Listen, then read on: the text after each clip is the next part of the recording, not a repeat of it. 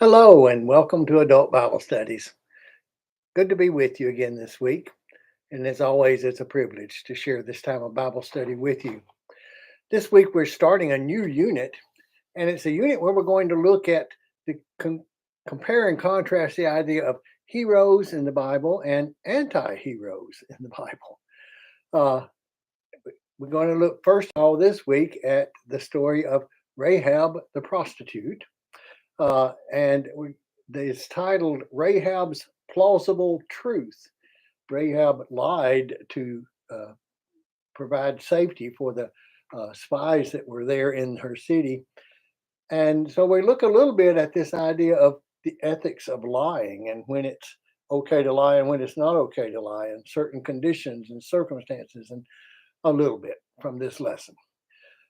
But we mainly want to look at the heroism of this woman and the way she had an opportunity to serve God and serve God's people, and she took that opportunity.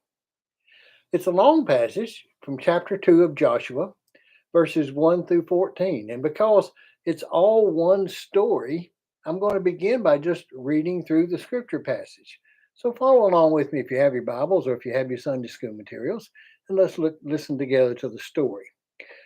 Joshua, Nun's son, secretly sent two men as spies from Shittim. He said, "Go look over the land, especially Jericho." They set out and entered the house of a prostitute named Rahab. They bedded down there. Someone told the king of Jericho, "Men from the Israelites have come here tonight to spy on the land." So the king of Jericho sent word to Rahab, "Send out the men who came to you, the ones who came to your house, because they have come to spy on the entire land." But the woman had taken the two men and hidden them. Then she said, "Of course the men came to me, but I didn't know where they came from. The men left when it was time to close the gates at dark, but I don't know where the men went. Hurry, chase after them. You might catch up with them." But she had taken them up to the roof and hidden them under the flax stalks where she had laid out on the roof. The men from Jericho chased after them in the direction of the Jordan up to the fords.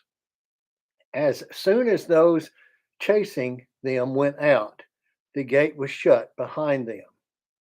Before the spies bedded down, Rahab went up to them on the roof. She said to the men, "I know that the Lord has given you this land. Terror over you has overwhelmed us. The entire population of the land has melted down in fear because of you. We have heard how the Lord dried up the water of the Red Sea in front of you when you left Egypt.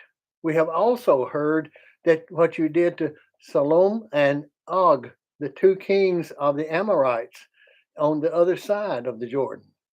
You utterly wiped them out. We heard this and our hearts turned to water. Because of you, people can no longer work up their courage. This is because the Lord your God is God in heaven above and on earth below. Now I have been loyal to you. So pledge to me by the Lord that you will in turn be loyal to me and my family. Give me a sign of good faith. Spare the lives of my father, mother, brothers, and sisters, along with everything they own. Rescue us from death." The men said to her, "We swear by our own lives to secure yours. If you don't reveal our mission, we will deal loyally and faithfully with you when the Lord gives us the land." What a story, isn't it?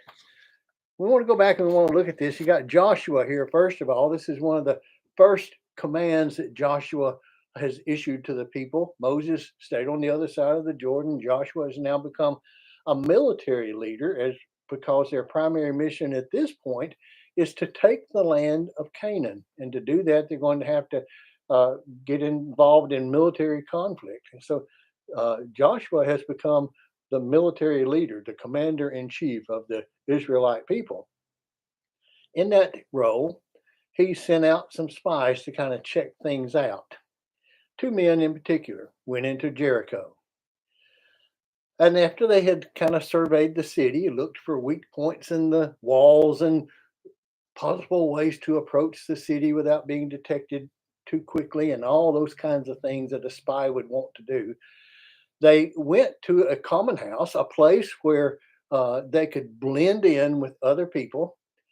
And it was the house of Rahab, the prostitute. This house of Rahab refers to a lot of different things.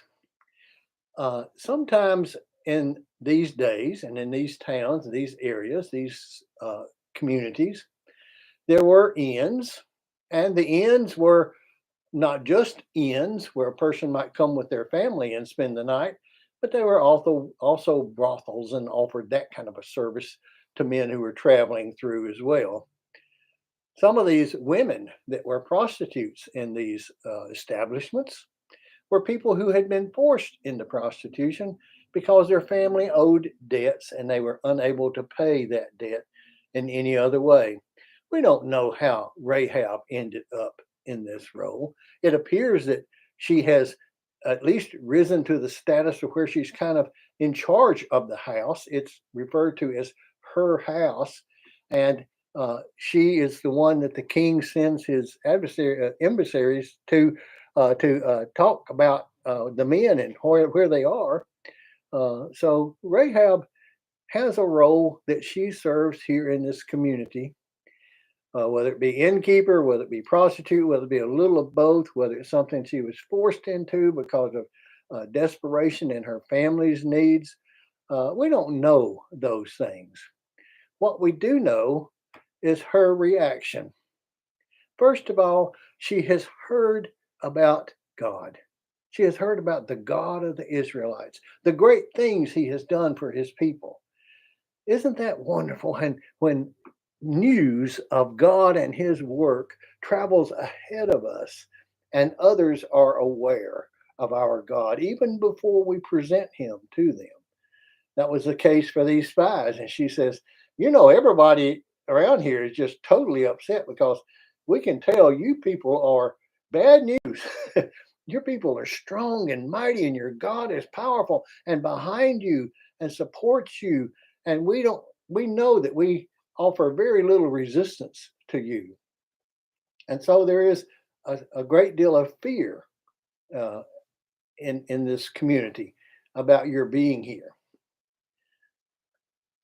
But she seems to enter into a pact with these men and says and talks about, even though she's aware of their mission and what they're doing, she won't reveal this to others. And so the king when he sends his messengers, when he sends his army or troop or whatever it was he sent to her house to inquire about these men and to take them into custody if they're still there, she says they're gone. They left as soon as it was time to close the gates. They got out of town before the gates were officially closed for the day, before they were trapped in the city. In fact, and then she adds a little urgency to her lie, and she says, "You better hurry because they have just left a few minutes ago, and if you'll hurry, you can probably catch up to them." And they take off after them. And she, in that way, protects these men. She provides them shelter. She provides them a place to hide out and hold up and wait. There's a phrase that comes in here about bedding down. It's kind of a strange phrase to us. Basically, it just means lying down. Whether you're lying down from a hard day's work and you're resting, whether you're going to sleep for the night, whether you're going to bed to have sex, lying down can mean all those kinds of things. And we're not sure exactly what it means here. But we do know that when she put the men up on the roof and hid them under the flax, she went up and greeted them and met with them there before they had a chance again to lie down to rest for the night. She doesn't let them get to sleep. She comes back up and she says, "Quick, it's urgent. You need to leave the city." Now, Jericho was a unique city because it had two walls. The inner wall was very thick and very solid and very substantial, but there was an outer wall too. I'm not sure why it came to be that way, but I'm told by one of the commentators in the lesson that uh, the walls were probably about 12 to 15 feet apart, and at places along the wall, poor people had put timbers across from one wall to the next and built little huts, little houses there. And that was the place that the poorest of the poor lived. Certainly, it wasn't the safest place to be, because that would be the first place that if someone was trying to overtake the city, that would be the first place they would come in at. But that's where Rahab lived. And again, that just reinforces that she was not a high standing member of the community. She was not, uh, a person who had status other than uh, they understood her role as innkeeper slash prostitute. And she was accepted there, and her family was accepted there. And it appears that Rahab is kind of the head of her family, even though she mentions her father being spared. Maybe her father was ill. Maybe he wasn't able to assume the position of head of the house as would be expected. We don't know that, but we do know that Rahab in this case is standing in as head of her family and providing for them there and for their safety. It would have been so easy for her to have said, take me with you, and whatever happens to these people happens to these people. But she was loyal and faithful and loving and had a connection with her family. And no, she said, "I'm staying behind and I'm staying with my family. And I ask you for protection for my family." That's a very heroic act, isn't it? Rahab, who was this person who had very little influence or status in her society, is willing to put it all on the line to try to make sure that her family is taken care of and safe. And sure enough, when the Israelites take the city, Rahab and her family were indeed protected and were indeed allowed to continue on with the Israelites as one of them. She was accepted in the community and accepted into the community. As a matter of fact, there's some very interesting things about Rahab as the story goes on. Before we're through with Rahab, she and her family have assimilated into the Israelite culture quite well. Rahab is mentioned later as having married a Jewish man named Solomon, and she and Solomon had a son, and their son's name was Boaz. Does that ring any bells? Boaz, the man who married Ruth. That makes Rahab the great grandmother of King David. And she's mentioned in Matthew in his genealogy of Jesus. How this woman rose because of her faith and because of her willingness to act, of her willingness to put her own self and her own needs to the side and to do what was best for those around her. She had to do it with a lie. And that's the ethical part of our lesson today. There are times, aren't there, when it may be not the best thing, but the best solution in a particular situation. The writer of the students' lesson material talks about a time when she was doing counseling with a woman who was being abused by her husband. The husband came to her after the woman and her children had left the home. He came to her and tried to get her to reveal where the woman and her children were, and she told him she didn't know. That was a lie. And we are told to be people of the truth, and that the truth is the absolute something that we cherish above all things.